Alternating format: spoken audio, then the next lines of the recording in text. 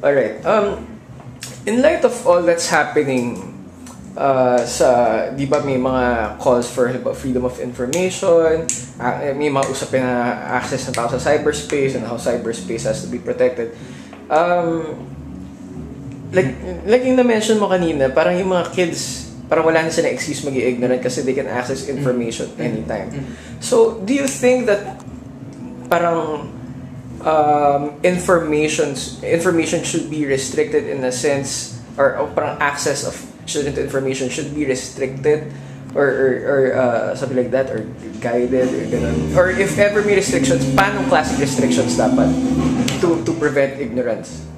Yes, actually I won't go into yung mga technical stuff dun sa cybercrime law, pero ang pananaw ko sa kabuong yun ay simple lang. Actually, I'm posing a question then for the lawmakers. Pinost ko na to sa status ko, and I'm taking this opportunity now to ask that question too. Na parang, I think, ang mga batas ay nagkakaroon ng mga batas para sa kaunlaran, sa kapayapaan, kayamanan ng bansa. Ngayon, kung magkakaroon ng mga batas para kitilin o bawasan ang kalayaan ng mga tao, hindi ko maiintindihan 'yon, kung bakit mangyayari 'yon, at kung saan pa mapupunta ang kalayaan na pinagtanggol ng mga bayani natin before. It's a very probably mushy dialogue, pero totoo naman talaga. Parang we're talking about freedom here pero yung pagdating dun sa mga bata, sa tingin ko may mga provisions naman doon na agree ako, like pornography, mga ganung mga bagay.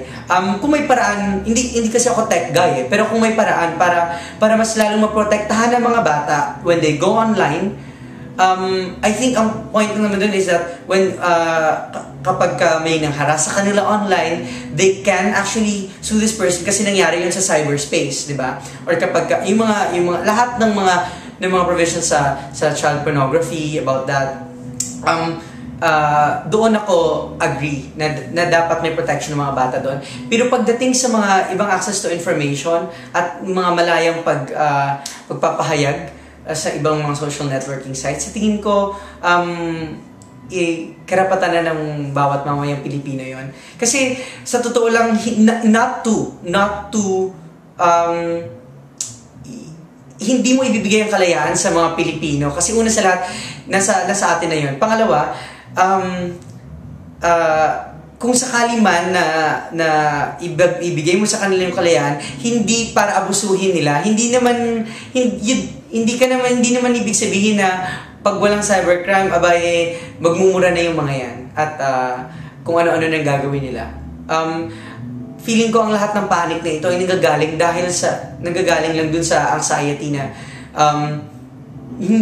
lahat ng move mo, baka hindi ka na makagalaw, hindi ka na makapagsabi ng kung ano, hindi mo alam kung ano yung boundaries ng ano. So yun yung fear, I think.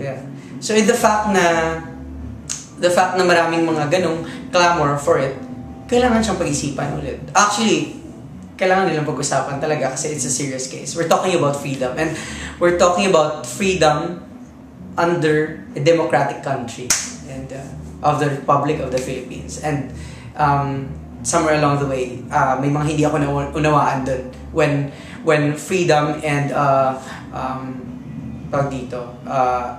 ay napasama sa oppression in one sentence. Parang gano'n.